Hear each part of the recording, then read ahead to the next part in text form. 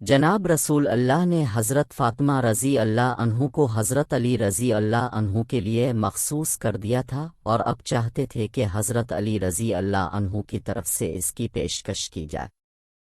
جناب فاطمہ رضی اللہ عنہ پیغمبر خدا کی بیٹی اور اپنے زمانے کی ممتاز خواتین سے تھیں۔ جمال ظاہری اور روحانی و اخلاقی اقدار اپنے والدین سے ورثہ میں پایا تھا۔ رسول اللہ محمد کی دختر ہونے کی وجہ سے آپ کی ذات اقدس، قریش و بعظمت شخصیات اور دولت مند حضرات کی نگاہوں میں میرکن توجہ تھی۔ بعض حضرات نے اپنے لیے رشتہ تک بھیجا، مگر رسول اللہ بالکل پسند نہیں فرماتے تھے، مگر اس طرح فرماتے تھے کہ ان حضرات کو پتہ چل جاتا تھا کہ حضرت ان سے خفا ہے۔ جناب رسول اللہ نے حضرت فاطمہ رضی اللہ عنہ کو حضرت علی رضی اللہ عنہ کے لیے مخصوص کر دیا تھا، اور اب چاہتے تھے کہ حضرت علی رضی اللہ عنہ کی طرف سے اس کی پیشکش کی جائے۔ حضرت علی رضی اللہ عنہ کی پیشکش۔ اذہان پیغمبر نے یہ محسوس کر لیا تھا کہ پیغمبر خدا کا دل چاہتا ہے کہ حضرت فاطمہ رضی اللہ عنہ کا عقد حضرت علی رضی اللہ عنہ سے کر دیں، لیکن حضرت علی کی طرف سے اس کی پیشکش نہیں ہو رہی تھی۔ ایک دن جناب عمر رضی اللہ عنہ، ابو بکر رضی اللہ عنہ، سعد بن معاذ وغیرہ ایک گروہ کے ساتھ مسجد میں بیٹھے ہوئے تھے۔ جناب ابو بکر رضی اللہ عنہ نے کہا، حضرت فاطمہ رضی اللہ عنہ کی نسبت کے لیے رسول اللہ نے کسی کی بھی درخواست منظور نہیں کی، اور رسول اللہ نے فرمایا کہ حضرت فاطمہ رضی اللہ عنہ کا شوہر منتخب کرنا اللہ کے ہاتھ میں ہے۔ ابھی تک حضرت علی رضی اللہ عنہ کی طرف سے جناب پیغمبر کی خدمت میں حضرت فاطمہ رضی اللہ عنہ سے رشتہ نہیں مانگا۔ شاید میں سمجھتا ہوں کہ حضرت علی رضی اللہ عنہ کی طرف سے اس اقدام کا نہ کرنے کی وجہ ان کا تہی دست ہونا ہے۔ میں یہ سمجھ سکتا ہوں کہ اللہ اور پیغمبر نے حضرت فاطمہ رضی اللہ عنہ کو حضرت علی رضی اللہ عنہ کے لیے معین کر رکھا ہے۔ جناب ابو بکر رضی اللہ عنہ نے جناب عمر رضی اللہ عنہ اور سعد رضی اللہ عنہ سے کہا، اگر تم لوگ چاہتے ہو تو ہم مل کر علی رضی اللہ عنہ کے پاس چلیں اور ان کے سامنے اس موضوع کو پیش کریں، اور اگر وہ شادی کرنے کی طرف مائل ہوں اور تہی دست کی بنیاد پر وہ شادی نہ کر رہے ہوں تو ہم ان کی مدد کریں۔ اب تینوں حضرات حضرت علی رضی اللہ عنہ کے گھر آئے، مگر انہوں نے آپ کو وہاں نہیں پایا۔ معلوم ہو الف کے آپ ایک انصاری کے باغ میں اونٹ کے ذریعہ علیہ السلام ڈول کھینچ کر خرمے کے درختوں کو پانی دے رہے ہیں۔ تینوں اصحاب حضرت رضی اللہ عنہ کے پاس آئے، اور اب رضی اللہ عنہ نے فرمایا کہ کہاں سے آ رہے ہیں اور میرے پاس کس غرض سے آئے ہو؟ جناب ابو بکر رضی اللہ عنہ نے کہا، اے علی رضی اللہ عنہ، تم کمالات کے لحاظ سے ہر ایک سے بالاتر ہو۔ ہم سب آپ کے مقام و رتبہ جو رسول اللہ کو اب سے ہے سے آگاہ بزرگان اور اشراف قریش حضرت فاطمہ رضی اللہ عنہ کی خواستگاری کے لیے جا چکے ہیں، لیکن تمام لوگوں کی باتوں کو پیغمبر اکرم نے رد فرمایا ہے، اور یہ فرمایا ہے کہ جناب فاطمہ رضی اللہ عنہ کا شوہر معین کرنا خداوند عالم کے ہاتھ میں ہے۔ ہم گمان کرتے ہیں کہ خدا اور اس کے رسول نے جناب فاطمہ رضی اللہ عنہ کو اب کے لیے مخصوص کیا ہے، دوسرا اور کوئی بھی شخص اس سعادت پر افتخار کی صلاحیت نہیں رکھتا۔ ہمیں خبر نہیں ہو سکی کہ آپ اس اقدام میں کیوں کوتاہی کر رہے ہیں۔ حضرت رضی اللہ عنہ نے جب یہ گفتگو سنی تو آپ کی آنکھوں میں آنسو بھر آئے، اور فرمایا، اے ابو بکر رضی اللہ عنہ، تم نے میرے احساسات اور اندرونی خواہشات کو ابھارا ہے اور اس کی طرف توجہ دلائی ہے جس سے کہ میں غافل تھا۔ خدا کی قسم، تمام دنیا حضرت فاطمہ رضی اللہ عنہ کی خواستگار ہے، اور میں بھی علاقہ مند ہوں۔ جو چیز مجھے اس اقدام سے روکے ہوئے ہے وہ فقط میرا خالی ہاتھ ہونا ہے۔ جناب ابو بکر رضی اللہ عنہ نے کہا، اے علی رضی اللہ عنہ، اب یہ بات نہ کریں، کیونکہ پیغمبر خدا کی نگاہ میں دنیا اور مال دنیا کی کوئی قیمت نہیں ہے۔ میری رائے ہے کہ جتنی جلدی ہو سکے آپ اس کام میں اقدام کریں اور جناب فاطمہ رضی اللہ عنہ کی خواستگار چھوٹیے کی درخواست دیں۔ اسلام کی بحرانی کیفیت اور مسلمانوں کی اقتصادی زبوں حالی نے علی رضی اللہ عنہ کو اس دلی خواہش سے روک رکھا تھا۔ حضرت علی رضی اللہ عنہ نے جناب ابو بکر رضی اللہ عنہ کی پیشکش پر تھوڑا سا غور کیا اور اس معاملے کے تمام اطراف اور جوانب پر غور کیا۔ ایک طرف آپ کا خالی ہاتھ ہونا اور اپنی اور تمام مسلمانوں کی اقتصادی زبوں حالی اور عمومی گرفتاری دیکھ رہے تھے، اور دوسری طرف یہ بھی جان چکے تھے کہ اب کے ازدواج کا وقت آ پہنچا ہے، کیونکہ اب کی عمر 21 سال اس سے زیادہ ہو چکی تھی۔ انہیں اس عمر میں شادی کرنا ہی چاہیے، اور فاطمہ رضی اللہ عنہ جیسا رشتہ بھی نہ مل سکے گا۔ اگر یہ سنہرا وقت ہاتھ سے نکل گیا تو پھر اس کا تدراک نہیں کیا جا سکے گا۔ جناب ابو بکر رضی اللہ عنہ کی پیشکش نے حضرت علی رضی اللہ عنہ کی روح کو اس طرح بیدار کر دیا تھا کہ آپ کا اندرونی جذبہ محبت شعلہ ور ہوا، اور اب سے پھر اس کام کو آخر تک پہنچانا ممکن نہ ہو سکا جس میں اب مشغول تھے۔ اپنے اونٹ اس کام سے علیحدہ کیا اور گھر واپس آ گئے، اپنے غسل کیا اور ایک صاف ستھری عبا پہنی اور جوتے پہن کر جناب رسول خدا کی خدمت میں حاضر ہوئے۔ پیغمبر اکرم اس وقت جناب سلمہ کے گھر تشریف فرما تھے۔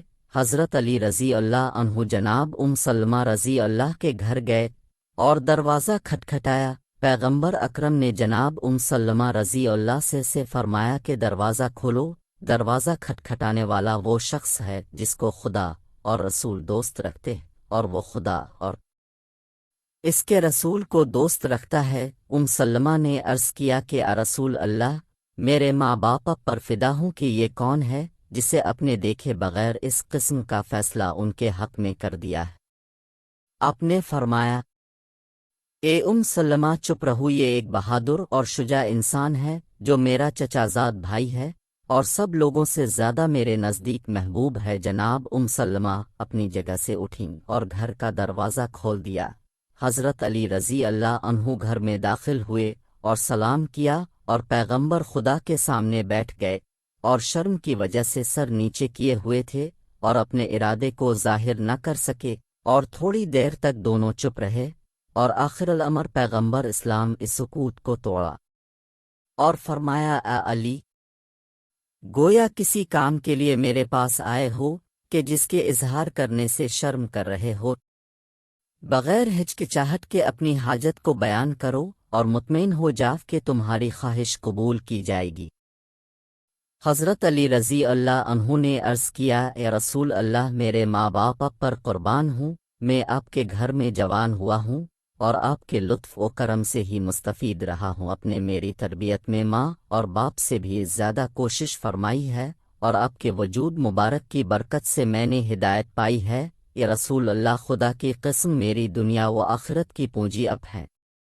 اب وہ وقت آ پہنچا ہے کہ اپنے لیے کسی رفیقہ حیات کا انتخاب کروں اور خانہ دار زندگی کو تشکیل دوں تاکہ اس سے مانوس رہوں اور اپنی تکالیف کو اس وجہ سے کم کر سکوں۔ اگر آپ مصلحت دیکھیں تو اپنی دختر جناب فاطمہ رضی اللہ عنہ کو میرے عقد میں دے دیں تاکہ جس سے مجھے ایک بہت بڑی سعادت نصیب ہوگی۔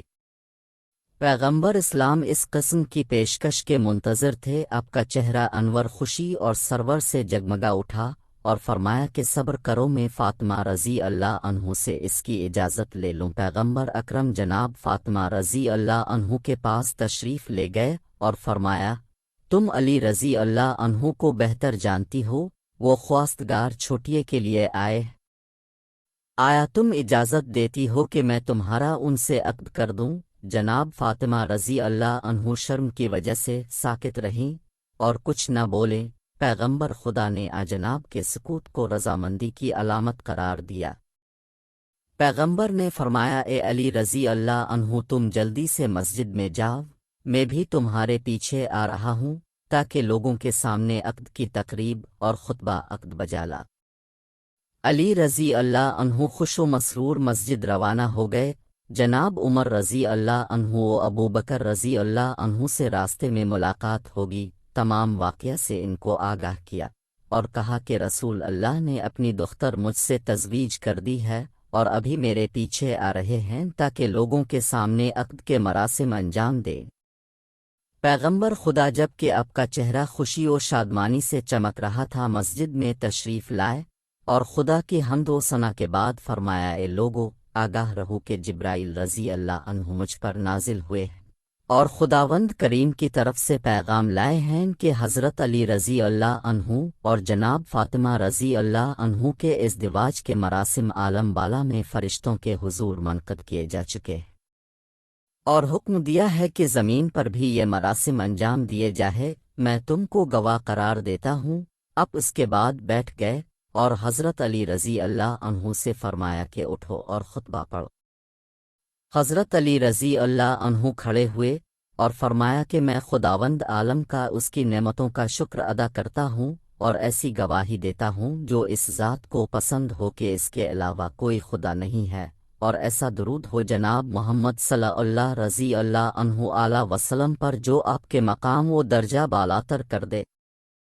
لوگو، میرے اور فاطمہ رضی اللہ عنہ کے ازدواج کو اللہ تعالیٰ نے پسند فرمایا ہے اور اس کا دیا ہے۔ میرے اور فاطمہ رضی اللہ عنہ کے ازدواج اللہ راضی ہے اور اس کا حکم دیا ہے۔ لوگو، رسول اللہ نے فاطمہ رضی اللہ عنہ کا عقد مجھ سے کر دیا ہے اور میری زرا کو بطور مہر قبول فرمایا ہے۔ آپ ان سے پوچھ لیں اور گواہ ہو جائیں۔ مسلمانوں نے پیغمبر اکرم کی خدمت میں عرض کیا، یا رسول اللہ، اپنے فاطمہ رضی اللہ عنہ کا علی رضی اللہ عنہ سے کر دیا ہے؟ رسول اللہ نے جواب میں فرمایا، ہاں۔ تمام حاضرین نے دعا کے لیے ہاتھ اٹھائے اور کہا کہ خدا اس ازدواج کو تمہارے لیے مبارک قرار دے اور تم دونوں کے درمیان محبت اور الفت پیدا کر دے۔ حضرت زہرا رضی اللہ عنہ کا مہر ایک زرا کے جس کی قیمت 480 یا 500 درہم تھی، یمنی کتان کا ایک جوڑا، ایک گسفند کی کھال رنگی ہوئی۔ حضرت زہرا رضی اللہ عنہ کا جہیز۔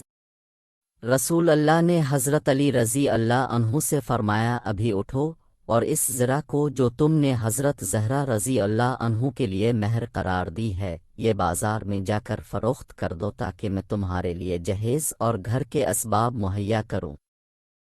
حضرت علی رضی اللہ عنہ بازار گئے اور زرا کو فروخت کیا۔ مختلف روایات میں زرا کی قیمت الگ الگ بتائی گئی ہے۔ واضح رہے کہ بعض روایات کی بنا پر جناب عثمان رضی اللہ عنہ نے اس زرا کو خرید لیا اور بعد میں حضرت علی رضی اللہ عنہ کو ہدیہ کر دی۔ حضرت علی رضی اللہ عنہ زرا کی قیمت لے کر پیغمبر اکرم کی خدمت میں پیش کر دی۔ اپنے جناب ابو بکر رضی اللہ عنہ، سلمان فارسی رضی اللہ عنہ اور حضرت بلال رضی اللہ عنہ کو بلوایا اور کچھ درہم انہیں دے کر فرمایا کہ اس مقدار سے جناب فاطمہ رضی اللہ عنہ کے لوازمات اور اسباب زندگی خرید کر لاؤ، اور اس میں سے کچھ درہم حضرت اسما کو دیے اور فرمایا کہ اس سے عطر اور خوشبو مہیا کرو، اور جو درہم باقی بچے وہ جناب سلمہ کے پاس رکھ دیے گئے۔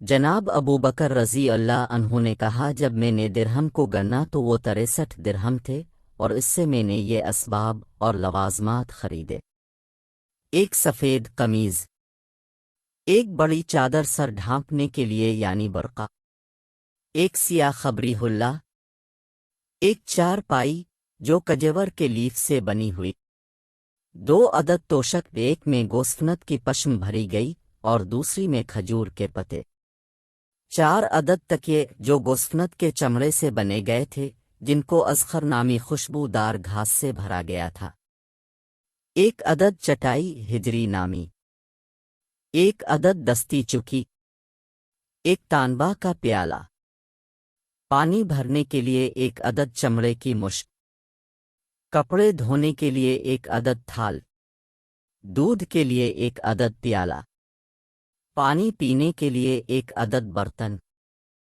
1 پشمی پردہ، 1 عدد لوٹا، 1 عدد مٹی کا برتن جسے سراہی سبو کہا جاتا ہے، فرش کرنے کے لیے 1 عدد چمڑا، 2 عدد کوزے، 1 عدد ابا۔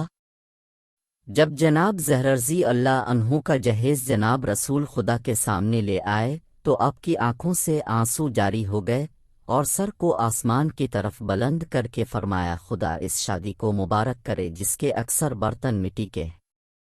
حضرت علی رضی اللہ عنہ کے گھر کا اثاثہ۔ ایک لکڑی کے جس پر کپڑے اور پانی کی مشک ٹانگی جا سکے، گوشت سفند کی کھال، 1 عدد مشک، 1 عدد تکیا، 1 عدد آٹے کی چھلنی۔ صفحہ 49 سے 66 تک۔ کتاب فاطمہ زہرا رضی اللہ عنہ اسلام کی مثالی خاتون، مؤلف آیت اللہ ابراہیم امینی، مترجم اختر عباس۔